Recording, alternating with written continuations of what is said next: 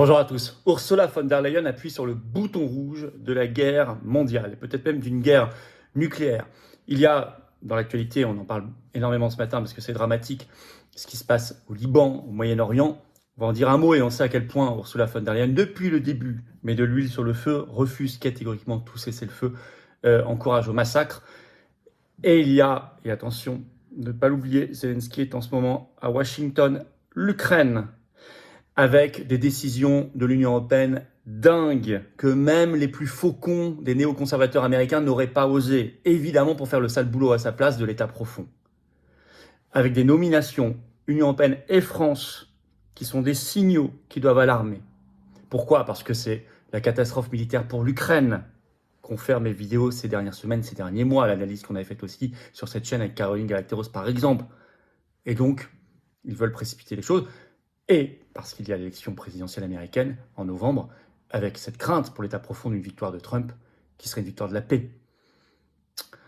On va expliquer tout ça dans cette vidéo. Une France libre doit défendre ses intérêts et la paix. Une France libre et indépendante doit défendre ses intérêts et la paix. Je vais en parler dans un instant.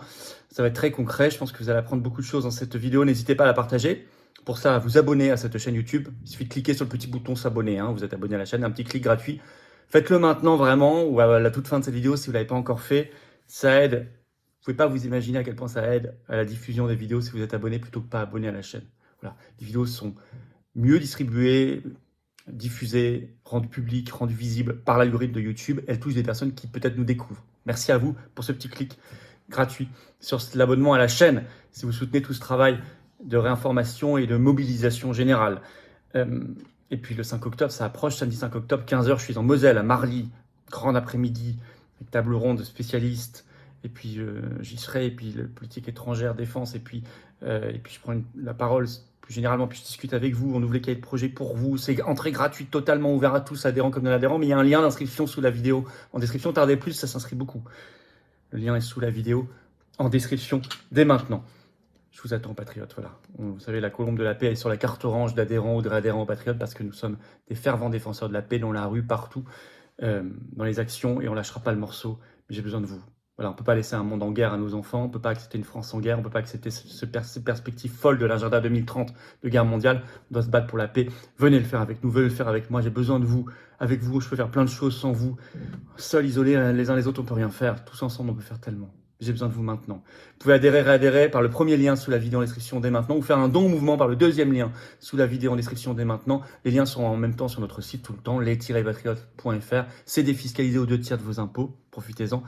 Et c'est tellement utile. Je vous rappelle, nous n'avons pas un centime de financement d'État ni des banques. Or, on fait tellement les assises de la souveraineté à Arras l'autre jour et tout le reste. Sans vous, on ne peut pas. Avec vous, on peut tout déplacer. Bienvenue aux nouveaux adhérents, bravo aux réadhérents et aux nouveaux donateurs. On en reparle dans un instant, j'y viens. Alors, l'Union européenne se met en position d'une guerre contre la Russie. Je vais aussi dire un mot, bien sûr, du Moyen-Orient dans un instant. Plusieurs signaux et votes inquiétants convergent. Alors d'abord, des nominations inquiétantes. Alors, au niveau de l'Union européenne, au niveau de la France. Union européenne, il y a eu 2 nominations. D'abord, ce qu'ils appellent le chef de la diplomatie européenne, ce qui ne veut rien dire. Il ne peut pas y avoir de diplomatie entre des pays aux intérêts si divergents, mais c'est le piège du système européiste. Ce qu'on appelle le haut représentant de l'Union européenne. Le nouveau, donc c'est une nouvelle, ancienne première ministre d'Estonie, Kaja Kallas. Le journal suisse L'OTAN, par exemple, ce 22 septembre, écrit « Elle n'a cessé d'exiger des sanctions plus poussées à l'égard de Moscou ». C'est une hystérique de guerre, mais vraiment, à un point, un des personnages les plus anti-russes, les plus pro-OTAN de tout le continent européen. Et c'est elle qui prend les manettes dans quelques jours. Ils ont créé pour la première fois, je vous avais fait une vidéo spécialement sur le nouveau casting de la Commission européenne, allez voir si vous ne l'avez pas vu après, mais un nouveau commissaire européen à la défense. Et c'est Andrius Kubilius, qui vient de Lituanie. Et lui aussi, il voulait même rompre les relations diplomatiques avec la Russie. Il veut que là-bas, on aille changer le régime en Russie, etc. C'est un dingue de guerre. Et ce sont les 2 personnages mis à la tête, là, tout récemment, des sujets de politique étrangère et de défense, d'armée militaire de l'Union européenne. Ça doit interpeller. En France, Vous le savez, le nouveau ministre des Affaires étrangères, Jean-Noël Barrot, est un hystérique de l'OTAN et de l'Union européenne, mais il y a encore plus inquiétant, c'est le nouveau ministre délégué chargé de l'Europe, Benjamin Haddad. J'en ai parlé aussi dans ma vidéo sur le nouveau gouvernement Barnier, mais allez voir si vous ne l'avez pas vu. Mais Libé a écrit depuis ce 22 septembre qu'il est très offensif sur la guerre en Ukraine. Il a été dans tous les think tanks les plus néoconservateurs, les plus faucons américains, comme l'Atlantic Council, l'Hudson Institute. Il a eu d'ailleurs des rémunérations, c'est sur sa déclaration d'intérêt, des centaines de milliers d'euros. Et en 2014, rappelle Libération, je cite, il s'est rendu soutenir le mouvement pro-démocratie à Maïdan en Ukraine, le coup d'État de la CIA, Euromaïdan avec Victoria Nuland, etc. On n'a pas beaucoup parlé, en Ukraine, 2014, il y était déjà. Il est toujours parmi les plus faucons. Alors Libération l'écrit donc le 22 septembre, je vous lis un petit extrait. Quand en mars dernier, Macron évoque la possibilité d'envoyer des troupes au sol, quand en juin, la France envoie des Mirage 2000 à l'Ukraine, Benjamin Haddad, par ailleurs membre de la Commission des Affaires étrangères à l'Assemblée, président du groupe d'amitié France-Ukraine, va défendre sans relâche dans les médias la position de l'Élysée, insistant encore récemment sur la nécessité pour l'Ukraine de se doter de missiles de longue portée capables de frapper le sol russe. Idem à Gaza, il s'est toujours, je cite, opposé au cessez-le-feu, toujours. Et puis il y a cette phrase très récemment, très étrange, le 22 septembre de Macron, je cite, « Il nous faudra penser à une nouvelle forme d'organisation de l'Europe et repenser notre rapport à la Russie après la guerre. » Après la guerre, après quelle guerre? Quelle guerre?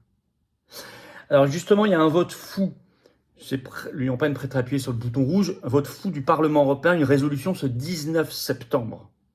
Votée au Parlement européen largement, 425 pour, 131 contre, 63 abstentions.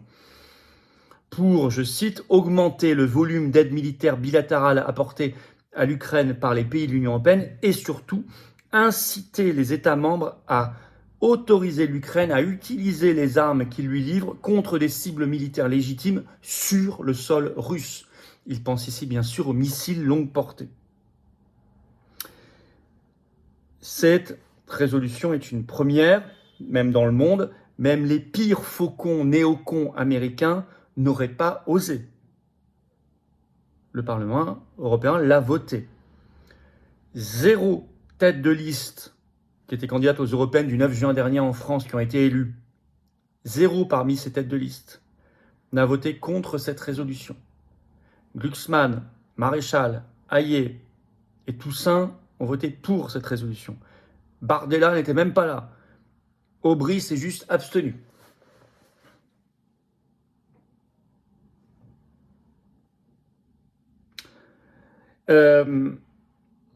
Au moment où, pour entamer son second mandat, premier voyage à l'étranger, enfin hors Union européenne d'Ursula von der Leyen, à Kiev, auprès de Zelensky, ce 20 septembre. Dépêche AFP ce 20 septembre, je cite, à Kiev, Ursula von der Leyen promet un prêt de 35 milliards d'euros via une procédure accélérée pour l'Ukraine. Alors un prêt, vous savez tous que ce sera un don. On ne va jamais se faire rembourser 35 milliards d'euros.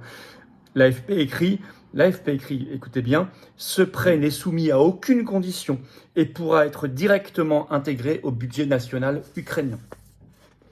Il sera financé, je cite toujours, par les bénéfices dégagés par les avoirs russes gelés en Europe. C'est du vol. C'est même un acte de guerre.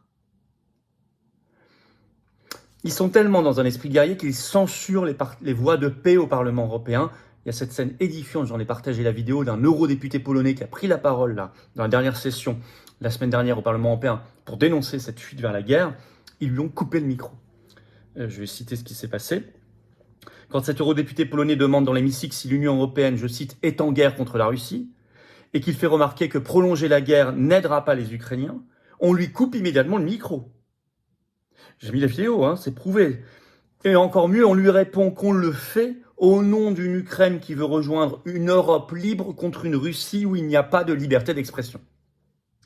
Totalement orwellien. On lui coupe le micro au nom du combat contre une Russie où il n'y a pas de liberté d'expression. C'est quand même magique. Voilà. Allez voir la scène sur mon compte X, notamment F-Philippot, comme Instagram d'ailleurs, F-Philippot. C'est le même arrobase. Je Je n'ai pas de Telegram, Florian Philippot, par ailleurs. Hein. Il y a le canal Telegram, c'est les Patriotes. Il y en a qui m'ont interrogé, il y a des faux comptes. C'est des faux comptes. Notamment ceux qui parlent de Bitcoin, tout ça, c'est pas moi. J'ai pas de compte Telegram. Ce sont des arnaques. Fin de parenthèse. Alors, au même moment, Zelensky pousse à autoriser l'utilisation de missiles longue portée sur le sol russe. Il est actuellement aux États-Unis. Il est arrivé le 22 septembre. Ce 23 septembre, il a visité une usine d'armement en Pennsylvanie pour présenter, il va le faire ce 26 septembre à la Maison-Blanche, à Joe Biden et ses conseillers, ce qu'il appelle son plan de la victoire, qui passe par l'utilisation des missiles longue portée sur le sol russe, de nos missiles longue portée. Il parle, je cite, d'un automne décisif. Il nous avait déjà vendu entre juin et septembre 2023 la contre-offensive. On a vu ce que ça a donné. Bon, d'ailleurs, il fait ça. Or, je rappelle que s'il utilise les missiles longue portée sur le sol russe, Vladimir Poutine a déjà prévenu, parce que je vais vous parler de la réponse de la Russie qui est extrêmement ferme, cela signifierait que les pays de l'OTAN, dit-il, sont en guerre contre la Russie. Et selon une dépêche AFP ce 21 septembre, selon Zelensky, l'Ukraine attend encore le feu vert pour lancer des missiles longue portée en Russie. Et c'est bien son objectif. Justement, la Russie réagit à la folie du vote dont je vous ai parlé au Parlement européen. Il y a eu plusieurs réactions au plus haut niveau. Il y avait déjà donc Poutine qui a réagi sur, ça veut dire l'entrée en guerre de l'OTAN contre la Russie, s'il y a les missiles longue portée utilisés sur le sol russe. Mais suite au vote de la résolution du Parlement européen, vous avez le président de la Douma, donc l'Assemblée nationale russe, dépêche AFP ce 21 septembre, qui réagit, écoutez bien, ce que demande le Parlement européen conduit à une guerre mondiale avec des armes nucléaires.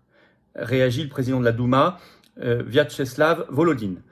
Il ajoute, pour votre information, la durée de vol d'un missile russe Sarmat jusqu'à Strasbourg, où il y a le Parlement européen, n'est que de 3 minutes et 20 secondes.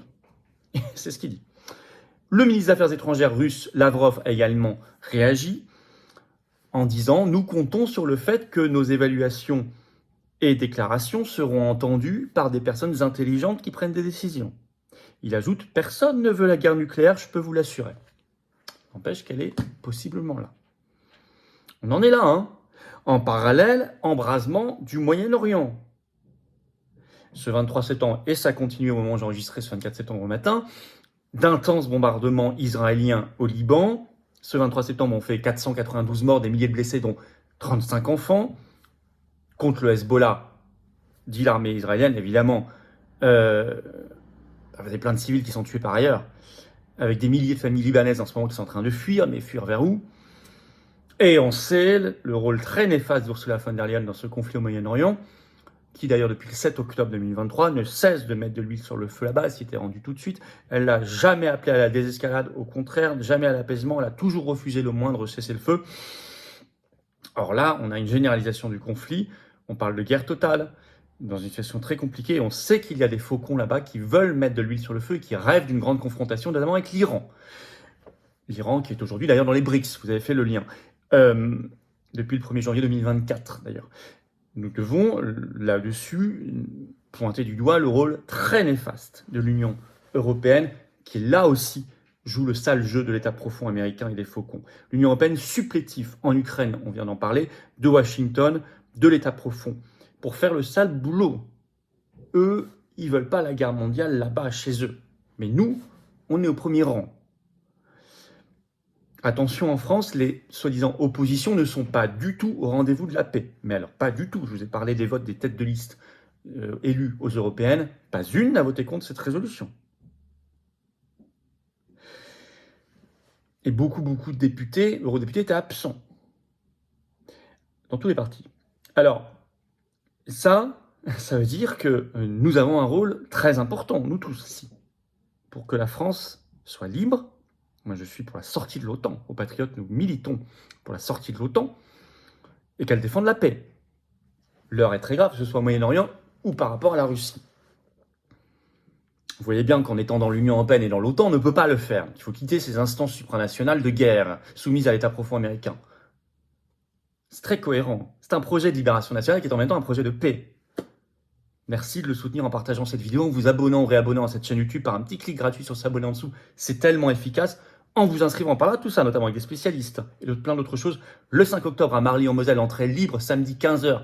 Inscription sous la vidéo en description par un lien spécial. Inscrivez-vous dès maintenant. Je rappelle que c'est ouvert aux adhérents et aux non-adhérents, tout le monde. Et je vous attends, patriotes. La paix est là, dans cette carte orange d'adhérent ou de réadhérent, ou en étant donateur au mouvement pour nous permettre de faire plus d'actions. J'ai besoin de vous. Nous avons tous besoin les uns des autres. Restez pas seuls. Défendons ensemble de très très belles valeurs de paix, de liberté, d'indépendance et d'avenir. Défendons qu'on habite en métropole, outre-mer, à l'étranger. Nous sommes présents. Défendons les générations qui viennent, qui vont nous suivre. On ne peut pas leur laisser la France et le monde dans cet état-là. Mais ensemble, on va y arriver. Mais nous devons agir quand on voit les fausses oppositions parlementaires qui ne font rien, qui ne sont pas au rendez-vous de la paix. Alors je vous attendais maintenant. Vous pouvez adhérer par le premier lien sous la vidéo en description. Ce lien est également commenté par une petite fiche sur l'écran maintenant. Dans quelques secondes, un lien sur l'écran. Vous choisissez faire un don au mouvement. C'est le deuxième lien sous la vidéo en description. Tous ces liens sont par ailleurs sur les-patriotes.fr, notre site. Tout est défiscalisé aux 2 tiers de vos impôts. Vous mettez 300 €, ça enlève 200 € d'impôts. Vous mettez 10 €, ça enlève 6,60 € d'impôts, etc. Bravo donateurs, aux réadhérents, bienvenue aux nouveaux adhérents patriotes et vive la France.